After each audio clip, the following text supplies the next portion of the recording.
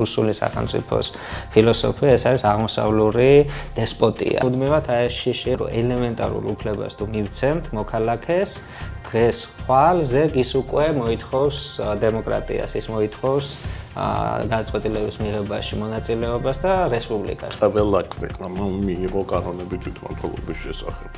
ამაში ჩაჯდა რუსეთი, თუმცა იმისი განვითარება, რაც ევროპაში ყო და ეს ვეღარ მისცა იმისი შიშით, რომ აბსოლუტიზმი დაიქცევა. როდესაც იმპერია დაიშალა, ექსპერიმენტი დემოკრატიული რუსეთში არ გამოვიდა. დარჩა რაღაცა კუნძულები და მათ შორის გამოკვეთილად საქართველო, რომელიც მზად აღმოჩნდა, რომ დაიწყო ძალიან წყობრად ევროპული პროგრესული სახელმწიფო მშენებლობა. თვითმმართველობის რეფორმას ერთ-ერთ რამიშვილი ატარებს და მეორეს მხრივ ერობის შექმნის კომიტეტი იმას ეროვნულ დემოკრატიას ხელმძღვანელობს.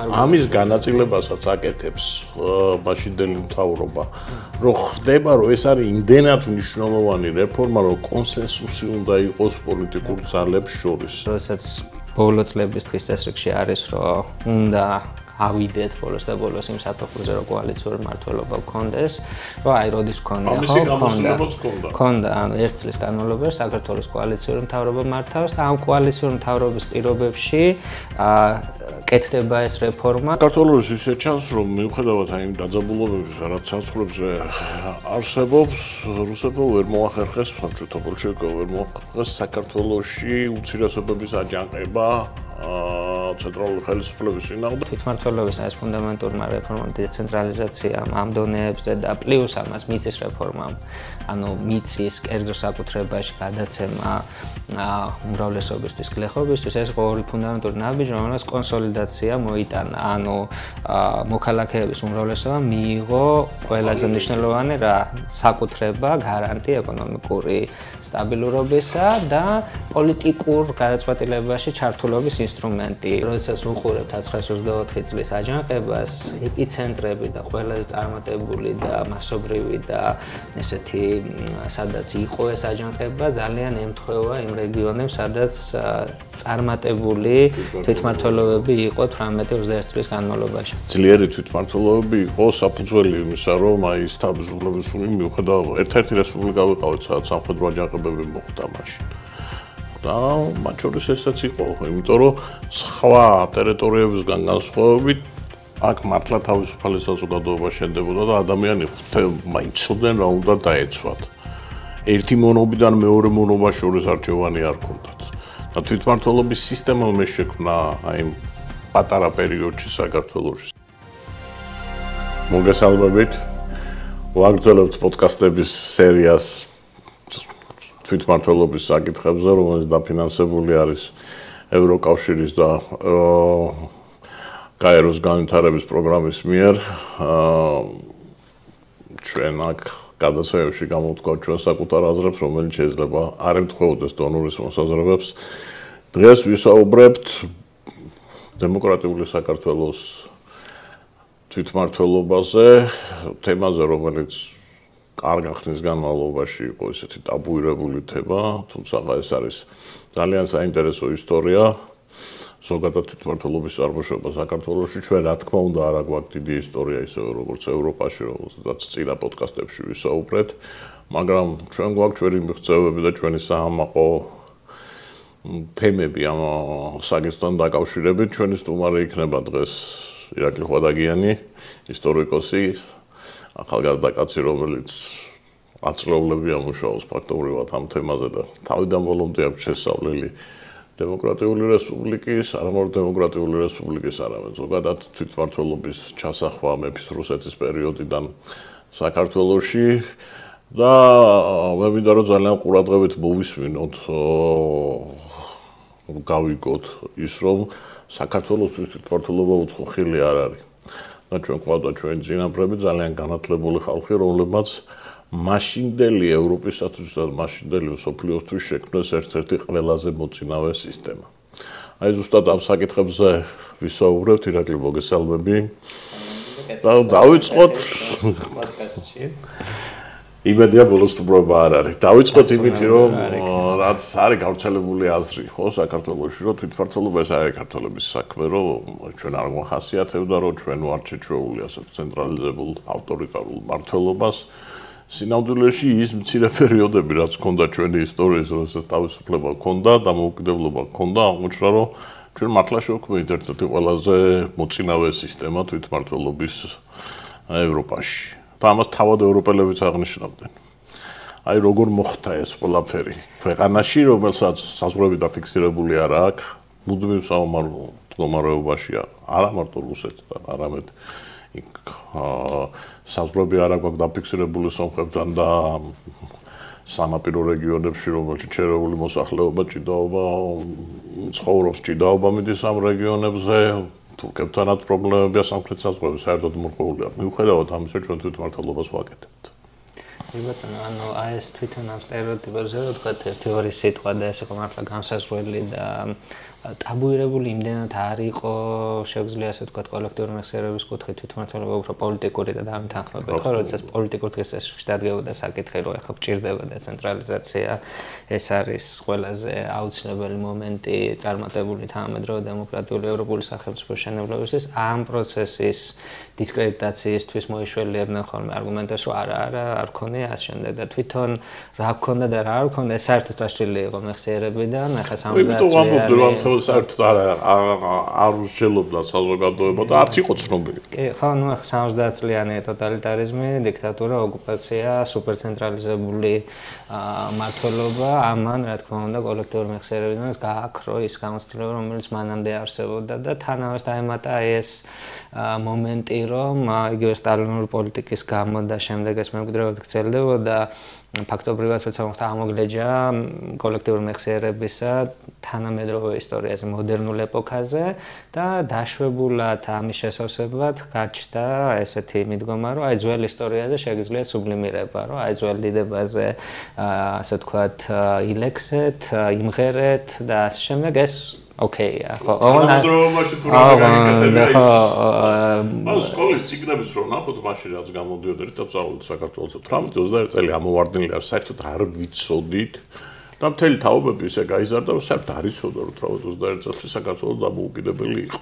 და ადამიანები გაოცებული კითხულობდნენ ამას. კი, და თან თვითონ ესეც რომ ახლა საქართველოს ისტორია როგორ ისწავლებოდა და რა მასშტაბით და ამ შემდეგ ეგ კიდე სხვა საკითხი უბრალოდ აი ამ ტენდენციამ რომ მოდი ძველ ისტორიაზე გქონდეს ორიენტაცია ფეოდალურ ეპოქაზე უფრო ადრინდელ ფორმაციებზე იქაც თანამედროვეობაში აკრძალული და წართმეული თავისუფლების და ინსტიტუტების არარსებობის მომენტის გამო აი ეს რაც არის ხოლმე როცა ისტორია არ არის თავისუფალი, აკადემიური სფერო არ არის თავისუფალი და ეს პოლიტიზებული არის და манипуляციების ინსტრუმენტი ან მოხდა რა რომ რაც რისი ნაკლებობას და რის ვაკუუმიც იყო თანამედროვეობაში ის მიეწერა წარსულს და ის შუა საუკუნეებიც კი ძალიან ასე ვთქვათ არასწორი ინტერპრეტაციებით ინერგებოდა ხო ანუ იგივენაირად ანუ ამის ნაწილია ეს თვითმმართველობაზე საუბრობთ და ევროპას ვადარებთ და ჩვენს განზომილებას რა თქმა უნდა არის განსხვავება გეოპოლიტიკური რეალობებიდან გამომდინარე მაშინდელის, მაგრამ აი მაგალითად საბჭოთა და პოსტსაბჭოთა პერიოდში როგორ კითხულობდნენ შუა საუკუნეების ისტორიას, რომ აი მაინც ეს სენტიმენტები რაღაც სუპერცენტრალიზებულ ერთიან სახელმწიფოზე არის იმის გამოსახული, რომ ეს სახელმწიფო ახლა არ გაქვს. და აი წარსულში ეძება ამის იდეალს, ხო, თორემ რეალურად მე ეს თავში ხელისცემა და ტირირო აბსოლუტიზმის კადაგება იყო ჩვენი ისტორიის სწავლება, სამეფო სამთავროები დაშლილი, რატო ეს იყო რაღაც ღალატი, რა გვჭირდა ქართლ, ეს ტიპური შედეგი და ტენდენცია რაც ხდება. საკმარისი საერთოდ მაშინ საკმარისი არის შუა საუკუნეების იმ პერიოდის, როცა ჩვენ მივტირით, რომ როგორ დავქუცმაცდით, ქართლ-კახეთი ცალკეა, ან ქართლი-კახეთი იმერეთი სამცხე და როგორ შეიძლება ეს ცალკე ყოფილიყო და არაერთიანი სამეფო საკმარისია. ამას შეიძლება გადაგვარჩინა რაღაც მომენტებში ძლიერი. გერმანია შეგვიძლია შევხედოთ, არის აი უჭრელესი მოზაიკა ესეთ სამეფო ეს ეპოქის ტენდენცია და ეს ანუ ერთპიროვნული მკაცრ ცენტრალიზებული ხელისუფლებისგან ფეოდალისგან თავის დაღწევა და ასე შემდეგ ეს ტენდენცია არის სადაც ეს თვითმმართველობის ადრეული კულტურები იკვეთება. ევროპაში ეს კიდევ სხვაგან წავიდა, როცა ქალაქები ურბანიზაცია გაძლიერდა და ქალაქები გახდნენ. ეს ელემენტი ჩვენ გვაქვს და საერთოდ ანუ ამ ფონზე როცა ეს ძველი ისტორიაც ესე ინტერპრეტირებული იყო, მით უმეტეს გაუგებარი იყო, რომ 19 საუკუნეში რა პროცესები მიდიოდა და დამოუკიდებელმა საქართველოს რამხელა თანამედროვე გადადგა ამ თვითმმართველობის საუკეთესო მოწინავე რაღაც მომენტში ექსპერიმენტული მოდელების შემოტანითაც კი და ცხადია ეხა ამ ბოლო აცლეულებში როცა ნაბიჯ თანამედროვე თაობამ ისტორიკოსებს დაიწყო ამისი კვლევა-ძიება, ეს იყო რაღაცა ესეთი კასკადი მოულოდნელობების ამ სტერეოტიპების მარგალიტები აღმოაჩინეთ ჩვენი ისტორიის, რომელთაც არანაკლებ უნდა ვიღამაყოთ, ვიდრე ჩვენი მეფეებით მაგალითად. ხშირ შემთხვევაში უფრო მეტადაც კი ისეთი რაღაცებია გაკეთებული ნამდვილად. და თვითონ ანუ ეს წინაპირობებიც რაც არის, რომ მე-19 საუკუნის განმავლობაში მე-20 დასაწყისში რა უძღოდა წინ საოცარი ისტორია არის ჩვენი თვითმმართველობების მაშინ და ერობისათვის ბრძოლა, რომელიც საერთოდ ამოვარდნილია საქართველოში მაგალითად არც იციან, რომ იმპერატორი ალექსანდრე ვაპირებდა ჩამოსვლას ჩვენ სკოლებში გვასწავლდნენ ხით ჩატეხილობის პრობლემას და იყო ორი თემა, უნივერსიტეტი თუ სამხედრო სასწავლებელი იყო მესამე თემაც, ხო? ეს მესამე თემა იყო თვითონ ერობის მოთხოვნა. ეს საერთოდ წაშლილი გვაქვს ისტორიიდან, როგორც საერთოდ არარსებული ფაქტი. არ იყო ამას ხა ბუნებრივია, რომ საბჭოთა კავშირში, სადაც სტალინის კულტი იყო ამ ცენტრალიზებული მმართველობის, იმათ არ უნდათ საერთოდ შეეხსენებინათ ქართველებისათვის, რომ ჩვენ მიდრეკილება გქონდა ამ საკითხებისათვის, მოთხოვნები არსებობდა და ილია ჭავჭავაძე, გიორგი ნიკოლაძე, ნიკო ნიკოლაძე, სხვაებიც იყვნენ, რომელს გვარები ახლა მივიწყებულია, სერიოზულად იბრძოდნენ ამ თემისათვის. და მთელი 30 წელი მიდიოდა ეს ბრძოლა ქართული პროგრესისტული ინტელიგენციისა, სამწუხაროდ ასევე ქართული თავადაზნაურობის ძინავდა. ისიც ნაწილი ხო, ასეთი რეტროგრადი და როგორ თქვათ, რეაქციულად განწყობილი ნაწილი პრივილეგირებული ფენის ჩვენ და საბედნიეროდ შეგვიძლია თქვათ, რომ მაინც უმცირესობაში იყო, უფრო მოზრდილი სპექტრი ამ ნაწილის იმპერიის არსებობის პერიოდში რაღაცნაირად ესე გადაუწყვეტელი ნეიტრალურ მერყეულ პოზიციებზე იყო, მაგრამ უფრო გამოკვეთილი რა თქმა უნდა პროგრესული ფრთა იყო თვითონ ამ წოდებრივი ორგანოს შიგნითაც. გამომდინარე იქიდან, რომ ანუ ძალაუნებურად მიუხედავად ახლა როცა ჩვენ რუსეთის იმპერიაზე ვსაუბრობთ, ეს არის კოლონიური რეჟიმი. ანუ მეორე დონის თვითმმართველობაზე, იმიტომ არ მოგწეს რომ რუსები არ ვიყავით, ხო, მარტო სლავურებში აქ ძალიან გააირეკლა ეს რუსული კოლონიალიზმის, რომელიც აქამდეც დღესაც კი საერთაშორისო დონეზე აკადემიურ სივრცეშიც კი ესე რაღაცნაირად მიჩუმათებული და იგნორირებული იყო, სანამ ყველას თვალწინ არ დადგა, რომ ამ პრობლემას თუ მიაჩუმათებს სპილოს თუ არ შეამჩნევა ოთახში აუცილებლად გაგსრეს, ხო, ანუ ეხლა ცხადია, ხო, ამ სფეროშიც კი, რაც ამ თვითმმართველობის ისტორიას ეხება და წინაპირობებს, ეს არის ყვირის, ეს რუსული კოლონიური, ასე ვთქვათ, ფაქტორი, რომელიც ფაქტობრივად სანამ არ დაიშალა იმპერია, აბსოლუტიზმი, ცარიზმი არ დასრულდა, ესე სისტემატიურად მთელი ნახევარი საუკუნის განმავლობაში პრინციპულად ინარჩუნებდა ამ მიდგომას, რომ არარუსი ხალხები არიან არათანაბარუფლებიანი, ისინი არიან ჩამორჩენილი, არ არიან მზად ელემენტარული პროგრესისათვის და ჯერ ადრეა თქვენთვის ცივილიზაცია. მათ სინამდვილეში იმპერიული გადასახედიდან მათ ეშინოდათ. ეშინოდათ გუბერნიების დონეზე, ეროვნული გუბერნიების დონეზე შექმნის აი მწარმოადგენლობითი ორგანოების მაგალითები ჰქონდათ, ხო? თბილისი გახდა ფაქტიურად პოლიტიკური სკოლა ქართველებისათვის, ხო? აი რომ ნახოთ რამდენი ნიკოლაძეები, თუმანიშვილი, ჩვენი მე დამოუკიდებელი საქართველოს მებაღი ისინი აქიდან არიან, თბილისის საკრებულოდან არიან გამოსული. ახლა რო წარმოვიდგინოთ, რა იქნებოდა, რომ ყოფილიყო თბილისის გუბერნიაში ცალკე ქუთაისის გუბერნიაში, ქუთაისში ცალკე დიდი მოძრაობა იყო, რომ ქუთაისის გუბერნიაში ერობა ყოფილიყო და იქაც დიდი გამოსვლები იყო და ეს ცალკე ისტორია არის შესასწავლი, მაგრამ ერთი წამით თბილისს რომ მოუბრუნდეთ, ხო, საოცარი რაღაცა ხდება ხო ქალაქში 1870 წლის შემდეგ. აი ამ 40 წელიწადში ამ ქალაქში ურბანიზაციის კუთხით იმდენი გაკეთა, რაც მანამდე საერთოდ არ გაკეთებულა. და ეხლა რომ ვკითხულობ ჩამონაწილ, ახლობით 150-200 პროექტია სერიოზული განხორციელებული. და იყვნენ საოცარი ადამიანები, მიუხედავად თავიანთი ეროვნებისა, ხო? იქ ავიც მელიკაზარიანცი იქნება, მიტანოვი იქნება, რომელმაც მთელი თავისი ქონება თბილისს დაუტოვა. საოცარი პატრიოტები იყვნენ ამ ქალაქების. აღარ ლაპარაკობ ხარ ნიკოლაძეზე, დიმიტრი ყიფიანზე, ამ ქართველებზე.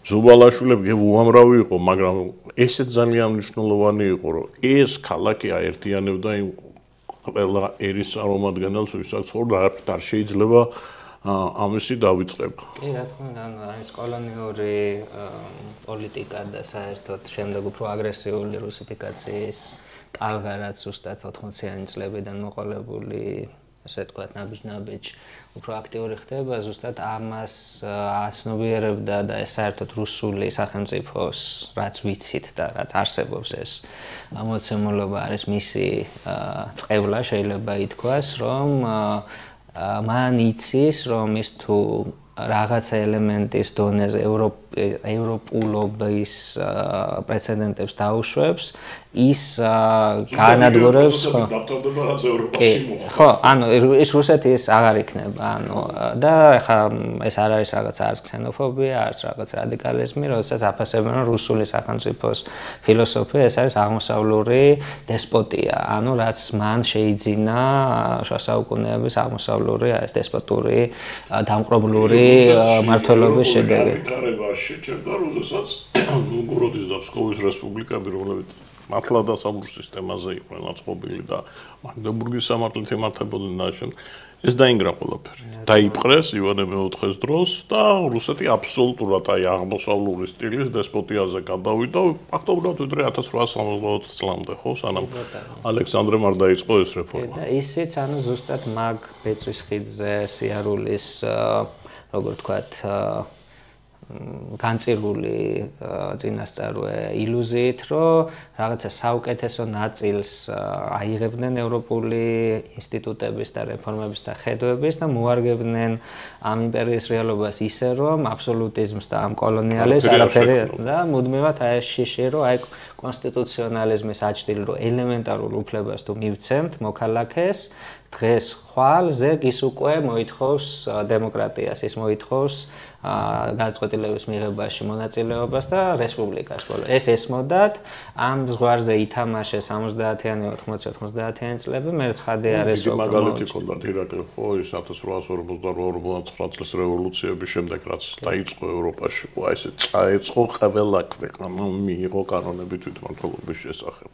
ამაში ჩაჯდა რუსეთი, თუმცა იმისი განვითარება, რაც ევროპაში ყო და ეს ვეღარ მისცა იმისი შიშით, რომ აბსოლუტიზმი დაექცევა. რა თქმა უნდა, აი თქვენ ქალაქები ახსენეთ და ზუსტად კომპრომისი ერობისაგან განსხვავებით, რომელიც ექსკლუზიურად, იმიტომ რომ ერობის შემთხვევაში ეს არის რეგიონული, რურალური არეები, სადაც უმრავლესობა ცხოვრობს ჯერ კიდევ ადამიანების, მოქალაქეების შეგვიძლია დავარქვათ, მაგრამ რეალურად ქაღალდასებული უფლებებით და რეალური ეკონომიკური თავისუფლების გარეშე ისევ ფაქტობრივად მონურ დამოკიდებულებაში მყოფი, ან იმპერიის მიმართ, ან ყოფილი მებატონეების მიმართ, აქ ესმოდა რომ თუ კი ელემენტარულ თუნდაც შეზღუდული ხარ ერობაზე როდესაც ვლაპარაკობთ რუსული იმპერიის პირობებში ეს არ არის რაღაცა დემოკრატიული თვითმმართველობა, ეს არის ძალიან შეზღუდული, კონტროლირებადი, წოდებრივი, ქონებრივი ცენზით. ცოტა მეგონი ურბის მეხუთე თვალის საქართველოს შეზღუდული აი ეს და აი მხოლოდ ეკონომიკურ, სამეურნეო, ადგილობრივ კულტურული კომპეტენციების მქონე ორგანო, ოღონდ ესეც კი იმხელა პროგრესული ნაბიჯი იყო ადრინდელთა შედარებით, რომ გარკვეულ პროცესები დაძრა და რა თქმა უნდა, ამიტომ მისცეს ეს ექსკლუზიურად რუსულად დომინირებულ არეალს, ცენტრალურ ნაწილს რუსეთის, რომ იქ საფრთხეს ამისგან არ მოელოდნენ. შესაძლებელი კონდათ ბევრი, იმიტომ რომ პოლონეთი, ფინეთი, გაკიდა განსხვავებული მართვის სისტემები. საბოლოო ჯამში თავად დაანგრიას ეს ქვეყანა, იმიტომ რომ ევროპის ისტორია მაჩვენა, ხო, იქ თვითმმართველობა პირველ დონეს, მეორე დონის გაჩენა გამოიყვანეს იმისათვის, რომ ეს სეპარატისტული ტენდენციები შეეჩერებინათ, ანუ ადამიანს მიეცათ ერებისთვის განვითარების საშუალება და ამითი მოეკლათ სურვილი აჯანყების, დაპირისპირების, ანუ კონსტრუქციულ მუშაობაში გადაეზარდათ ამ ხალხის სწრაფვა. ბელგია არის ყველაზე ისეთი მაგალითი ყოველთვის შემთთვის, იმიტომ რომ ნუ ახლა ბალონებსა და ფლანდრიელებს შორის გადაპირისპირებაც იყო საუკუნეების განმავლობაში, მაგრამ აი ზუსტად რეგიონალიზმმა აი ამ დემოკრატიულმა პრინციპებმა შეინარჩუნა, ვერ შეინარჩუნებოდა, იმიტომ რომ სხვა მიზიდულობის ცენტრებიც არსებობდა საფრანგეთი და ნიდერლანდები. მიცემა, ანუ ძალაუფლების დელეგირება, როგორ თქვათ, ანუ ველის შექმნა, პროცედურების მიცემა, ანუ ეს არის პოლიტიკის მიცემა, თუნდაც რაღაცა დონეზე ოდნავ შეზღუდული, ეს არის ყოველთვის კონსტრუქციულობისკენ გადადგმული ნაბიჯი. რაც რა თქმა უნდა იმპერიას არ უნდა და ოღონდ აი ქალაქებზე როდესაც ვამბობთ, ქალაქებშიც ხო, ანუ ქალაქების თვითმმართველობაც იყო ასევე უკიდურესად შეზღუდული, კონტროლირებადი, ძალიან მცირე თავისუფლებებით, მცირე პაკეტით კომპეტენციების დაწერილი ხო საკრებულოს წევრი იყო 72% თბილისის ხარჯებისა ეს იყო მილიცია, ჯარი, ანუ ცენტრალური სტრუქტურების დაფინანსება და ადმინისტრაცია 28% თბილისს ხმარდებოდა. ხო და თანაც იყო რომ წარმომადგენლები ვინც ამ შეზღუდულ თვითმმართველობებში ირჩეოდნენ იყვნენ უმცირესობიდან, ანუ მდიდარი ელიტის მმართველობის ინსტრუმენტი იყო, მაგრამ მიუხედავად ამისა, მიუხედავად ამ ყველანაირი არაპროგრესული, ხო, ამ პირობებშიც კი, სადაც ელემენტარული თვითმოქმედების და თვითმმართველობის ინსტიტუციური ეს ჩარჩო არსებობდა, ყველა აღიარებდა თვითონ კრიტიკოსებიც კი, რომ წარმოგვიდგენთ დიდი ნაბიჯები გადაიდგა და როცა აი ეს თუნდაც წოდებრივად და ქონებრივი სენზით შეზღუდული საარჩევნო, ასევე არადემოკრატიული, მაგრამ რაღაცა დონეზე მაინც საარჩევნო სისტემა არსებობდა, იქ მონაწილეობა,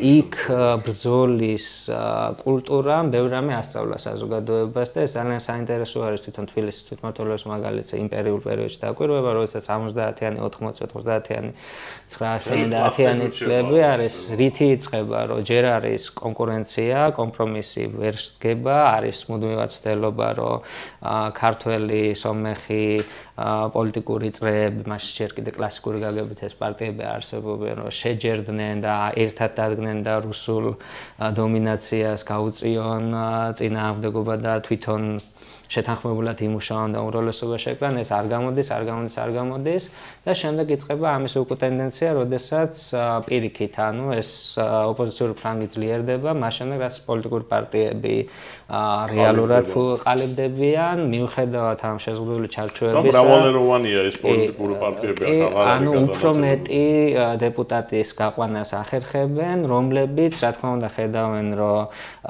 გადაწყვეტილების მიღება მაინც იბლოკება ამ შეზღუდული მოდელის გამო, მაგრამ თვითონ ამ ქალაქის თვითმმართველობას აქცევენ პოლიტიკურ ტრიბუნად, სადაც ხმა ისმის ჩაგრული უმრავლესობის ფაქტორი იყო პოლიტიკურ ცხოვრებაში თბილისში გაჩენა, მიუხედავად იმისა, რომ სხვადასხვა უნდა ითქვას, რომ კოლონიალური ეპოქა არის მემფის რუსეთის 12 თვითმმართველი ქალაქი იყო საქართველოში, დღეს 5 გვაქვს მარტო.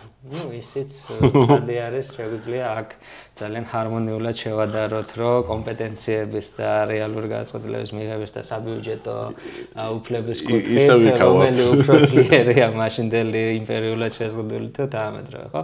ანუ ეს ის გარემო არის, რაც წინ უძღვოდა 9-17 წელს იმპერიის დასასრულს, დაშლას. მაგრამ ამან მნიშვნელოვანი როლი ითამაშა იმ 18-21 წელში თვითმმართველობის შექმნაში. ანუ იმიტომ რომ ეს თვითმმართველობა, ანუ ადგილზე, სადაც ადამიანი ცხოვრობს, სოფელში თუ ქალაქში, მოქალაქე ესეთი პოლიტიკური გაგებით, რომელსაც არ აქვს ელემენტარული ჩარჩო თავის პოლიტიკური უფლებების გამოყენებისათვის, ეს იმდენად საბაზისო რაღაცა არის, რომ ყოველთვის იდგა პოლიტიკური უფლებებისთვის ბრძოლის ეპიცენტრში, ხო? ანუ მუდმივად ეს იყო მაგალითი, რომ რატო არის იმპერია კოლონიზატორი და მჩაგვრელი, იმიტომ რომ აინახეთ, როგორ აი ესეთ შეზღუდული და კონტროლირება თვითმმართველობასაც კი არ გვაძლევს, იმიტომ რომ ეშინია ჩვენი, იმიტომ რომ არ გვენდობა, იმიტომ რომ არ გვთვლის სრულფასოვან მოქალაქეებად და ამის პარალელურად ახლა მაშინდელი საზოგადოება და ეს პოლიტიკური ბრძოლა და მოძრაობა ყოველთვის არის ევროპისკენ,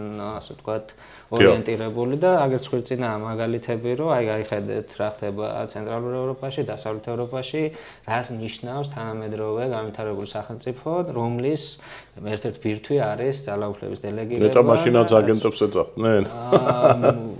აი ეს ტერმინოლოგიის დონეზე შეიძლება განსხვავებული იყო, მაგრამ აი ეს დამოკიდებულება იმპერიული ზუსტად ესეთი იყო, რომ ეს არის შხამი, ეს არის გახრწნილი ევროპის გავლენა და რუსეთი არის ამის ალტერნატივა და რუსეთი რაღაც განსაკუთრებულია, განსხვავებულია და ეს ჩვენთან არ იმუშავებს, ხო? ეს რა თქმა უნდა მესამე რომის თეორია და განსაკუთრებულობის თეორია სამწუხაროდ.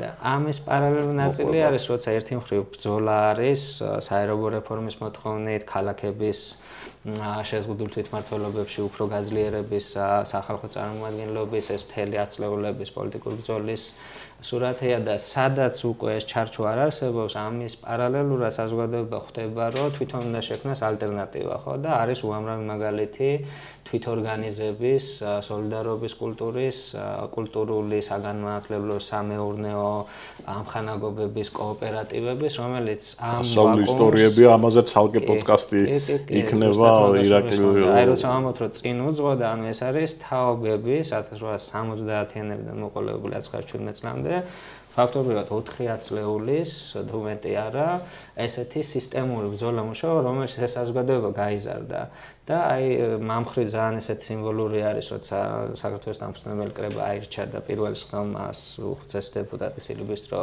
ჯიბლაძე ხსნის აი ისტორიული სიტყვით იქ რა თქმა უნდა ზუსტ პერიფრაზს ვერ გავაკეთე მაგრამ ამბობს რომ აი ერმა რომელმაც რუსეთის იმპერიის ასე თქვა სუსხის ქვეშ მოახერხა და გაიზარდა და ეს კულტურა შეიძინა დემოკრატიის შენების იმას ვერაფერი ვერ მოერევა. ხო, აი ესეთ უმძიმეს პირობებში ამ ხალხმა მოახერხა, რომ აი მაქსიმუმი დადო და ამან განსაზღვრა, როდესაც იმპერია დაიშალა, ექსპერიმენტი დემოკრატიული რუსეთში არ გამოვიდა, ხსენებული მიზეზების გამო, რომ რუსეთი როგორც ასეთი არაფრით არ იყო, არც მზად და არც მოწოდებული, რომ ევროპული დემოკრატიის განზომილებაში გადასულიყო, დარჩა რაღაცა კუნძულები და მათ შორის გამოკვეთილად საქართველო, რომელიც მზად აღმოჩნდა, რომ აბსოლუტიზმის კოლონიური იმპერიის დაცემის შემდეგ, აი მით უმეტეს ესეთ უმძიმეს გარემოში პირველი მსოფლიო ომია, ძველი სამყარო დაინგრა, ირგვლივ ანარქია, კატასტროფა დაიწყო,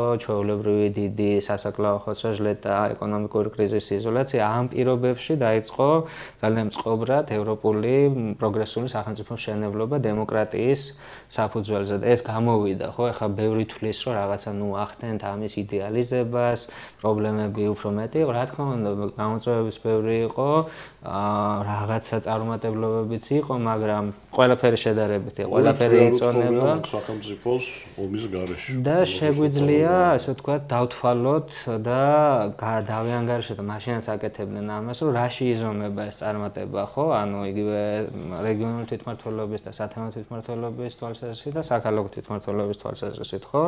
და ტენდენცია ნამდვილად იყო, ახლა 3 წელი არ არის ის დრო, რომლის განმავლობაში რაღაცა ნახტომი შეიძლება მოახერხოს. ახლა შეგვიძლია გადავთვალოთ, ახლა გვაქვს 2025 წელში და 2023-22 წელი გავიხსენოთ, რა გავიარეთ ამ ბოლო წლებში და რამდენად შესაძლებელია დღეს 21 საუკუნეში რაღაცა ესეთი დიდი ეკონომიკური და პოლიტიკური, სოციალური ნახტომის გაკეთება, ხო? ესეთ პირობებში, მით უმეტეს მაშინდელ პირობებში, მაგრამ ტენდენცია ნამდვილად იყო და რა ვიცი, შეგვიძლია დავახასიათოთ როგორც აერობო რეფორმის არსი რაში მდგომარეობდა და რა პრაქტიკა შექმნეს, ასევე საქალაქო თვითმმართველობის კუთხით რა ნაბიჯები გადაიდგა. ორდონიანი თვითმმართველობა პირველ დონეზე იყო ქალაქები და თემები, მეორე დონეზე იყო ერობები. საინტერესოა, ევროპაში ეს ერობების მექანიზმი შემოვიდა როგორც ერთ-ერთი შემაკავებელი ფაქტორი სეპარატიზმის. საქართველოს ისე ჩანს, რომ მიუხედავად აი იმ დაძაბულობების, რაც საზღვრებზე არსებობს, რუსებმა ვერ მოახერხეს, საბჭოთა ბოლშევიკებმა ვერ მოახერხეს საქართველოში უმცირესობების აჯანყება ცენტრალური ხელისუფლების წინააღმდეგ, მიუხედავად ამისა, რომ საბჭოთა ისტორიაში გვასწავლიდა, მაგრამ ეს უბრალოდ წყვილი იყო, რომ გარედან შემოსული იყო, სუფთა ინტერვენცია იყო და არა ვთქვათ სომხების აჯანყება უმცირესობის და რამდენადაც ვიცი, თავად სომხური მოსახლეობა და აზერბაიჯანული მოსახლეობა აფასებდა მდგომარეობას. რა თქმა უნდა, ანუ ეს არის ძალიან საინტერესო მომენტი. ერთი მხარე არის რა, რომ 18 წლისათვის უკვე, როდესაც საქართველოს აფუძნებს დემოკრატიული რესპუბლიკას, მეზობლებით სომხეთის, აზერბაიჯანიც და ირგვლივ რა არის, ჩრდილოეთით არის ყოფილი რუსეთის იმპერია, სამოქალაქო ომში და ანარქიაში ჩაძირული, სამხრეთით ასევე ოსმალეთის იმპერია, რომელიც კრიზისშია, ასევე აგრესიულად განწყობილი, ხო? ეს ხნის აი ამ უკიდურესად ძიმე კლიმატს ირგვლივ და ამ შემთხვევაში საქართველოს ჩდება და რჩება ერთ-ერთი მთავარი ესეთი მიზიდულობის ცენტრი დემოკრატიულობის, ხო? ანუ როდესაც საუბრობთ, რომ ვერ მოახერხეს შიდა დეზინტეგრაცია, აქ იგულისხმება, რომ რა უნდა შეეთავაზებინათ, თქვათ, იგივე თუნდაც უმცირესობებისთვის, ან სოციალური კუთხითაც რაღაცა, ან რეგიონისთვის, წინააღმდეგ საქართველოს დემოკრატიული რესპუბლიკის სახელმწიფოებრიობისა, ხო? ანუ საბჭოთა რუსეთი, წითელი რუსეთი თავაზობდა დიქტატურას და ტერორს და სრულ აბსოლუტურ, ასე ვთქვათ, ტოტალიტარულ სისტემას. მათი კონკურენტი თეთრი რუსეთის თავაზობდა იმპერიის აღდგენას და ასევე შურისძიებას მოსალოდნელი იყო.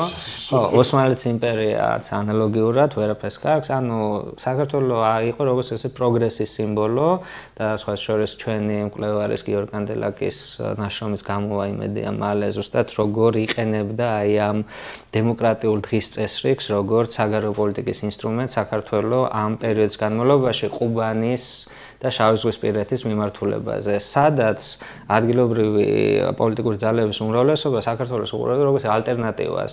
იქეთაა თეთრი რუსეთი, იქეთ არის წითელი რუსეთი, ორივე ფუნდამენტურად მიუღებელი. აზრი რო არის, რომ სოჭი ჩვენ გვეკუთვნა და სინამდვილეში რა მოხდა, ხო? სოჭის თვითმმართველობა მართა საქართველოს ხელისუფლებას, რომ შესულიყო და წესრიგი დაემყარებინა და მერე გარკვეული იყო სტატუსი, როდესაც ზუსტად მისი დადასტურება. ესეთი აღქმა, რომ საქართველოში ფუნქციონალური დემოკრატია, პარლამენტარიზმია, თვითმმართველობა, დეცენტრალიზაცია, უფლებები არის საბაზრო დონეზე დაცული და ალტერნატივა, რომ იქეთ წითელი იმპერია არის და აქეთ თეთრი იმპერია, ეს მიმზიდველი იყო და ზუსტად ეს არის, რომ არათუ შიდა დეზინტეგრაცია არ გამოსდიოდათ ამ აგრესიულ მეზობლებს, არამედ მათთვის და დამაზიანებელი იყო საქართველოს აი ამ პრეცედენტის არსებობა და ეს ისევ ისტორიულად რჩება, რომ აი საქართველოს წარმატება საბჭოთა იმპერიის დანგრევის მერე, ვესტერნიზაცია, დემოკრატია, დასავლეთთან ინტეგრაცია, ეს არის ცუდი პრეცედენტი რუსეთისათვის, რომ მან არ წაახალისოს სხვები, რომ დააღწიონ თავი მის გავლენას. ეს ერთი მხარე. ბალტიისპირეთში და პოლონეთში ამას იღებდნენ კიდე და ჩვენთან ამ სიმეთრიკა ყოველთვის რეგიონის განზომილება სპეციფიკა იყო რეგიონის ასეთი. და ამანადროულად, რა თქმა უნდა, თვითონ მოქალაქეების უმრავლესობას, რა თქმა უნდა, პოლიტიკურ პარტიებს და ლიდერებსაც ესმოდათ, რომ როდესაც იყო ვაკუუმი, როდესაც თაობების განმავლობაში არის ასე ვთქვათ, მოთხოვნა და მზაობა იმისთვის, რომ გჭირდება ინსტრუმენტი პოლიტიკური ჩართულობის და თუ ამას დაუგვიანებ შენს მოქალაქეებს, ეს არის საუკეთესო ნიადაგი ნებისმიერისთვის ირგვლივ და შიგნითაც ბუნებრივად, რომ უკმაყოფილება წარმოიშვას. და ამიტომ შეგვიძლია შევაფასოთ, რომ თვითმმართველობის այս ფუნდამენტურმა რეფორმამ, დეცენტრალიზაციამ, ამ დონეებზე და პლუს ამას მიწის რეფორმამ, ანუ მიწის კერძო საკუთრებაში გადაცემა უმრავლესობისთვის, გლეხობისთვის, ეს იყო ორი ფუნდამენტური ნაბიჯი, რომელსაც კონსოლიდაცია მოიტანა. ანუ მოქალაქეების უმრავლესობა მიიღო ყველაზე მნიშვნელოვანი რა, საკუთრება, გარანტი ეკონომიკური სტაბილურობისა და პოლიტიკურ გადაწყვეტილებაში ჩართულობის ინსტრუმენტი. უახლოეს სივრცეში თემის დონეზე, ეს არის ერთი სოფელი ან რამდენიმე სოფელი ბუნებრივად შეკრული და ეს არის დემოკრატიული არჩევნების ინსტრუმენტი, რომ ამ თემის წარმომადგენლები პოლიტიკური კონკურენციის ამ პარტიული ხაზით, ამ პირადი ხაზით ირჩევენ თავის წარმომადგენლებს, გადაწყვეტილების მიღების ორგანოს, თემის საბჭოს და ასე ვთქვათ, გამგეობას, რომელიც არის აღმასრულებელი ორგანო. ეს არის როგორ ვთქვათ, ყველაზე საბაზისო რგოლი და ამ ხრით ძალიან საინტერესო არის გონიათ ახლა რომ მაშინდელი პოლიტიკური ლიდერებიც ასე რაღაცა ცენტრალიზაციის ნებით იყვნენ აღჭურვილი და ახლა ნოე რამიშვილი როგორც წარმატებული შინაგან საქმეთა მინისტრი წარმოუდგენიათ რაღაც ესე დიქტატორული ნებებით შეპყრობილ ადამიანად და ამიტომ პატივს ცემენ თითქოს, მაგრამ ეს საინტერესო ფაქტია, ხო ფაქტობრივად ეს პარტიული მმართველობა არის. იმიტომ რომ ძალიან ძლიერი სოციალ-დემოკრატიული პარტია. თვითმმართველობის რეფორმას ერთი მხრივ ნოერამიშვილი ატარებს და მეორე მხრივ ერობის შექმნის კომიტეტი იმას ეროვნული დემოკრატია ხელმძღვანელობს. ანუ ამის განაწილებასაც აკეთებს მაშინდელი მთავრობა. რომ ხდება, რომ ეს არის იმდენად მნიშვნელოვანი რეფორმა, რომ კონსენსუსი უნდა იყოს პოლიტიკურ ძალებს შორის და ესეც ძალიან მნიშვნელოვანი ნაბიჯი იყო. ლეგიტიმაცია უნდა კონდეს და მნიშვნელოვანი არის, რომ საერობო რეფორმა არის პირველი ფაზა დამოუკიდებლობის გამოცხადების შემდეგ. ანუ აი ამ ფუნდამენტური რეფორმებისა და პირველი დემოკრატიული არჩევნების ტალღა რეგიონულ დონეზე დამოუკიდებლობის გამოცხადების შემდეგ. ანუ საქართველო არის დამოუკიდებელი დემოკრატიული რესპუბლიკა და ეს ასევე პერიოდი, როდესაც რესპუბლიკის დაფუძნების მომენტში ყველა პოლიტიკურ ლიდერს და პარტიას და საერთოდ საზოგადოებას ესმის, რომ ეს არის მოსამზადებელი ფაზა და აქ არის საჭირო სრული თანამშრომლობა წარმოქმნა. ამიტომ 18 წლის მაისიდან 19 წლის მარტამდე ქვეყანას მართავს კოალიციური მთავრობა. ანუ ესეც, როდესაც ჩვენ რაღაცა ტაბუებზე და ასე ვთქვათ, პროპაგანდაზე ვსაუბრობთ, როდესაც ბოლო წლების დღის წესრიგში არის, რომ უნდა ავიდეთ ბოლოს და ბოლოს იმ საფეხურზე, რომ კოალიციური მმართველობა გქონდეს, რომ აი როდის გქონია, გქონდა, ანუ 1 წლის განმავლობაში საქართველოს კოალიციური მთავრობა მართავს და ამ კოალიციური მთავრობის პირობებში კეთდება ეს რეფორმა ზუსტად იგივე სულისკვეთებით, რომ ყველა პოლიტიკური ძალაა ჩართული, სრული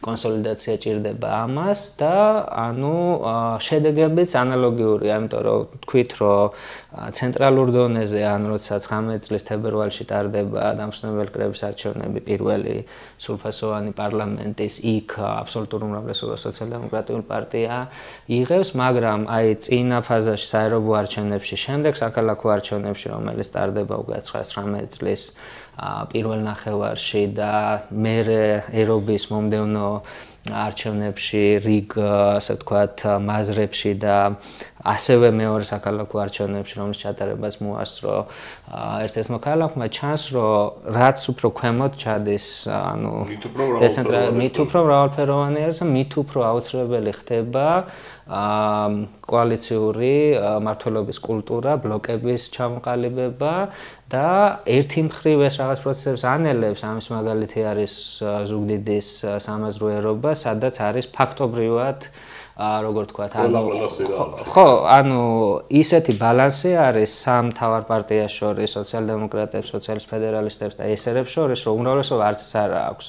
და თუ კოალიციას არ შეკრავს რომელიმე ორი გაწყვეტილება ვერ მიიღება რეგიონის დონეზე და ამ კოალიციის შემთხვევაშიც კი მაინც იმდენად მძიმე გამოწვევები არის, რომ რაღაც მომენტში ისევ იჭედება პროცესი და ნუ ჩათვალეს, რომ ეხა მოდი ახალი არჩევნები იქნება ამისი გადაწყვეტა, რომ ნახოთ, ეს არის 1918 წლის პირობებში არჩეული საერობო თვითმმართველობა და ამის გამო იმ მომენტში რა ძალთა თანაფარდობა და განწყობები იყო, მოდი ეხა შევხედოთ, იქნებ რაღაც შეიცვალა, ჩატარდა კიდევ ერთხელ დემოკრატიული არჩევნები ერობის და სურათი არ შეიცვალა. ანუ იმდენად ცხადად იყო ეს რეალური წარმომადგენლობა მოქალაქეების და ძალთა ბალანსი და მე თავისთავად უფრო აუცილებელი. ნუ ცდილობდნენ, რა თქმა უნდა, ოღონდ ეს არ არის, ერთს არ ქონდა მონოპოლიზება, განსაკუთრებით ანუ თვითმმართველობების, ანუ რეგიონების, თემების და ქალაქების დონეზე ყველა პარტია ცდილობდა შეძლებისდაგვარად რაღაცა შეეცოდა, ოღონდ ცხადია ისინი ერთმანეთს აკონტროლებდნენ და რაც თავარი არის, ანუ ესეც არის, რომ ხა რაღაც შეიძლება იდეალისტურად ჩანდეს ეს, მაგრამ დღევანდელობისგან განსხვავებით ფუნქციური და ნამდვილად მოქმედი სასამართლო სისტემა არსებობდა. და ამის პრეცედენტებიც არის, ახლა ჩვენ ძალიან დეტალებში ვერ ვისაუბრებთ იგივე საქალაქო არჩევნების და იგივე საერობო არჩევნების შემთხვევაში, როდესაც შედეგები გასაჩივრდა და სასამართლომ ეს შედეგები გააუქმა და ხელახლა ჩატარდა არჩევნები, რომელიც შემდეგ უკვე მიიღო ყველა ანუ ფაქტობრივად ირაკლი ჩვენ შეგვიძლია ვთქვათ, რომ იმ სამ წლიან პერიოდში საქართველოს შექმნა არა მარტო პრეცედენტი, არამედ გარკვეული ტრადიციაც იქ ქალაქებში ორი არჩევნები მოესწრო, როდესაც ფაქტობრივად აბსოლუტურად ევროპული დემოკრატიული სტილის მმართველობის სისტემა იქმნება, სადაც თუ კი ვერ თანხმდებიან პარტიები ეს ხდება რიგარეში არჩევნებით, რომ სასამართლო იღებს გადაწყვეტილებას და ერევა თუ კი რაღაცა არასწორად არის გაკეთებული და საკმაოდ მაღალი ჩანს ხალხის ჩართულობაც, იმიტომ რომ მონაწილეობა საკმაოდ მაღალი არის იმ არჩევნებში, თითქმის ყველა მაზრაში უკლები. ეს ჩართულობის ხარისხი იზრდება მაგალითად, ანუ თუ კი დამოუკიდებლობის პერიოდიდან ავითვლით მარტო, ხო? ანუ პირველი ფაზა საერობო არჩევნების ასე ვთქვათ ამორჩევლის აქტივობა არის ძალიან დაბალი, სხვა არჩევნებთან შედარებით, თუმცა ეს არის ეფექტი 1918 წლის ამ კატასტროფული წინაპირობებისა და მიმდინარე კრიზისის, რომელიც იცოდნენ პირველ რაში გამოადგენდა. იცოდნენ უბრალოდ ფაქტობრივად ომის პირობებში ხდება ეს ფრონტი, კრიზისი, ტოლვილთა უზარმაზარი ნაკადები, ანუ ეს განსაზღვრელი ფაქტორი არის, რომ საქართველოს ამ დროს მიიღო ასეულათასობით ტოლვილი ოსმალეთის იმპერიიდან და არა მხოლოდ მერე ჩრდილოეთიდანაც გამოქცეული მოქალაქეები, როგორც უსაფრთხო ადგილში საქართველოში ეძებდნენ თავშესაფარს, ანუ ასობით ათასი ტოლვილი ცხოვრობს ამ დროს საქართველოში, ეს ტვირთად აწვება, რა თქმა უნდა, ქვეყანას. ქალაქების თვითმმართველობის შემთხვევაში ეს არის ძალიან მნიშვნელოვანი მომენტი 17-18-19 წლების განმავლობაში, როცა ჩივის ეს ახლად დაფუძნებული დემოკრატიული ქალაქების თვითმმართველობა, რომ ისე გამოვიდა, რომ ზოგიერთ პატარა ქალაქში ტოლვილთა რიცხვი უფრო მეტია ვიდრე მოქალაქეების და ამ ტოლვილების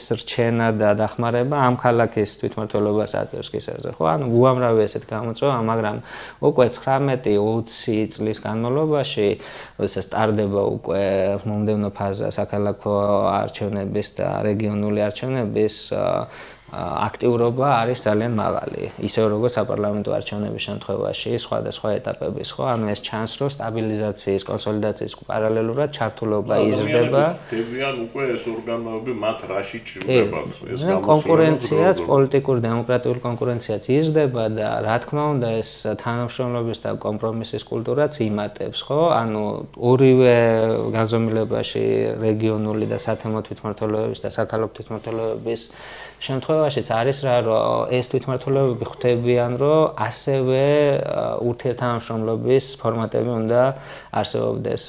იქნება ერობათა კავშირის კომიტეტი, ანუ 20 მოქმედი სამაზრო ერობის წარმომადგენლები, როგორც საკოორდინაციო რგოლი, რომ რაღაცა ძალთა, როგორ ვთქვათ, გაზიარება მოხდეს, რომელ თვითმმართველობას მოცემები ჰქონდათ მათ საკითხების გადაწყვეტით და საკმაოდ კარგად ხდებოდა მერე ამისი გადაზიარება. საერთოდ ანუ კანონმდებლობის დახვეწა, შემუშავება, არ ვიცი, პროექტების მომზადება, გაზიარება, დახმარება, როდესაც მაგალითად გორის მიწისძვრის გამო გორის ქალაქი და მაზრა დაზიანდა და დაზარალდა, უკვე ყველა თვითმმართველობამ დაიწყო დახმარების გაწევა.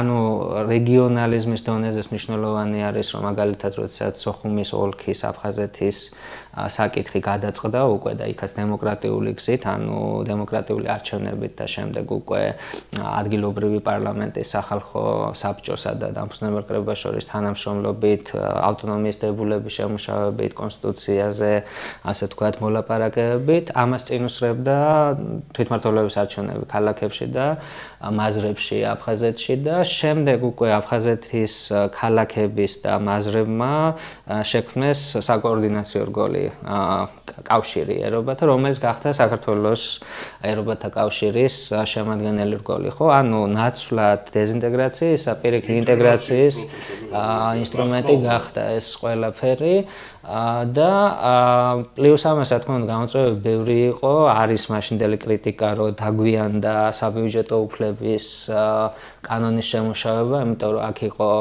როგორც ეს ვთქვათ, კონსოლიდაცია და თანამშრომლობა, ასევე ბუნებრივად, რაც დემოკრატიული სახელმწიფოს და ამ ინსტიტუტების დამახასიათებელი არის ინტერესთა კონფლიქტი. ამ შემთხვევაში ცენტრალურ ხელისუფლებას და სამინისტროებს აქვს თავისი კომპეტენციები და ინტერესები, რომლის დათმობაც უჭირთ. კი, რეგიონები და ქალაქები იბრძვიან მეტი რესურსის მოპოვებისთვის, მიდის ამაზე ხანგრძლივი მოლაპარაკება, ჭიდაობა, ოღონდ კონსტრუქციულ გარემოში და ეს არის დაახლოებით 2 წლიანი პროცესი, ხო? დღევანდელი კრიტერიუმებითაც კი აი ესეთ ფუნდამენტური საკითხის გადაწყვეტისთვის 2 წელი ზოგჯერ საკმარისი პროცესი გვაქვს ჩვენ 97 წელს მაგალითად ქონების და გადასახადების საკითხში რა. ოღონდ ეს გავიდა ფინალში უკვე შეჯერდა ყველაფერი და უკვე 21 წლის განმავლობაში პირველ ნახევარში ეს საბიუჯეტო უფლებას და შესწორებული დებულებებიც ერობების და თემების და საქალაქოც უნდა დამტკიცებული იყო, როცა დამფუძნებელი კრება მიიღებდა კონსტიტუციას და ახალი საპარლამენტო არჩევნები ჩატარდებოდა, პირველ რიგში უკვე აი ამ ფუნდამენტური პაკეტების დადასტურება მოხდებოდა უეჭველი, მაგრამ რა თქმა უნდა, რუსეთის თავდასხმამ და ომმა და ოკუპაციამ ეს შეუძლებელი გახადა. კიდევ რაზეც შეგვიძლია ვისაუბროთ, ანუ ფაქტი არის, რომ დადებითი ტენდენციები იყო და ამისი შემაჯამებელი სტატისტიკებიც არის და ანალიზიც იმ დროს მომზადებული, რომ რა წარმატებული ნაბიჯები გადადგეს ამ რეგიონულმა თვითმმართველობებმა ყველა სექტორში, ყველა იმ კომპეტენციის ფარგლებში. ინფრასტრუქტურული პროექტებია, მათ შორის რკინიგზის გაყვანა დღეს წარმოუდგენელი არის. რკინიგზის გაყვანიდან დაწყებული საავადმყოფოები, ჯანდაცვის სეგმენტი, ანუ ჯანდაცვის სისტემის ფაქტობრივად არ არსებულიდან რეალურად მოქმედი სისტემის შექმნა ქალაქების და რეგიონების და თემების დონეზე არის ასე ვთქვათ ეს ინფრასტრუქტურული პროექტები, ტრანსპორტი და ასე ვთქვათ საქალაქო ინფრასტრუქტურა თუ გზები და კომუნიკაციები, განათლება, ანუ პარალელურად მიდის განათლების ფუნდამენტური რეფორმა და ეს კომპეტენცია გადაცემული არის თვითმმართველობებს და მთელი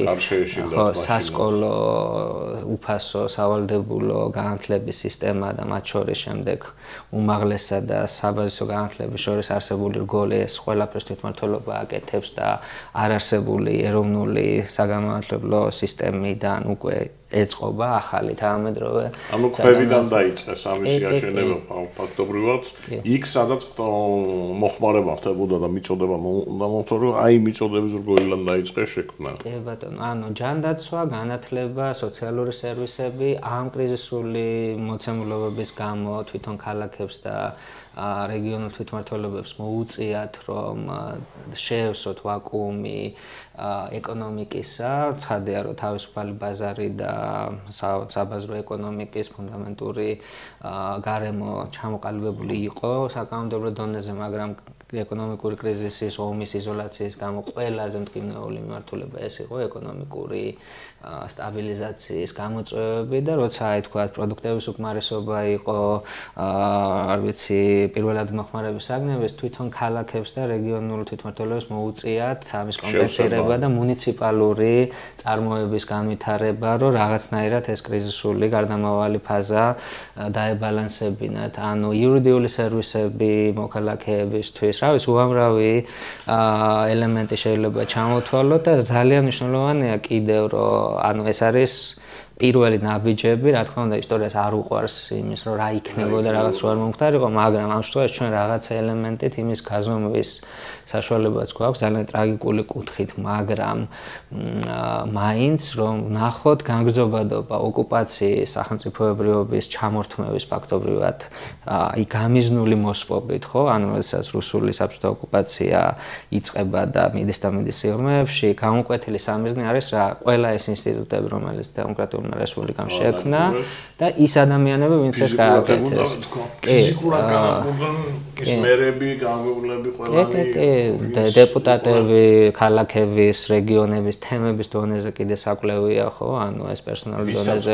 ეს ისტორიული მეხსიერების მატარებელი შეიძლება ყოფილიყო და ამ ტრადიციის მატარებელი ყველა განადგურდა. მაგრამ აი რას ვამბობ, რომ აი ეს კულტურა, რომელიც უკვე ვითარდებოდა, სად შეგვიძლია გავზომოთ, რომ რა პერსპექტივა ჰქონდა. მაგალითად, 22 წლის დასაწყისში საოკუპაციო რეჟიმმა გადაწყვიტა, რომ ჩაეტარებინა საბჭოების არჩევნები და ეს რაღაც ლეგიტიმაციის ესეთი ფასადი შეექმნა, რაზეც პარტიებმა, საქართველოს პარტიებმა ბოიკოტის კამპანია წამოიწყეს და ამ ბოიკოტის განმახორციელებლები გახდნენ უკვე იატაკქვეშეთში გადასული გაუქმებული ამ თვითმმართველობების წარმომადგენლები თემებში, ქალაქებში, რეგიონებში და ამ ბოიკოტმა წყობრად და ესე სისტემატურად ჩაიარა და კიდევ ერთხელ გამოჩნდა საოკუპაციო რეჟიმის არალეგიტიმურობა. მიუღებლობა საქართველოს მოსახლეობისგან. მეორე, როდესაც უყურებთ 1924 წლის აჯანყებას, ეპიცენტრები და ყველაზე წარმატებული და მასობრივი და ესეთი სადაც იყო ეს აჯანყება, ძალიან ემთხვევა იმ რეგიონებს, სადაც წარმატებული თვითმმართველობები იყო 18-21 წლის განმავლობაში. შორაპნის მაზრა, სენაკი, ზუგდიდი, ოზურგეთი. ისე რაღაც ევროპელებს რომ უბრუნდათ თავისუფლება მოდის მხოლოდ მაშინ, როდესაც არის თვითმმართველობა და სადაც ძლიერი თვითმმართველობა იყო, იქ თავისუფლების უფრო მეტი განცდა არსებობდა და ეს ბუნებრივია. ეს სიტყვები კი ეკუთვნის ფრანგ მოღვაწეს, რომელიც ამერიკაში ჩავიდა და ნახა ეს ყველაფერი, მაგრამ რეალურად დღევანდელი ვითარებიდან და 18-21 წელს რომ ნახოთ, უბრალოდ ეს არის ძლიერი თვითმმართველობები იყო საფუძველი იმისა, რომ აი ეს თავისუფლების მიუხედავად ერთ-ერთი რესპუბლიკა ვიყავით, სადაც სამხედრო აჯანყებები მოხდა მაშინ.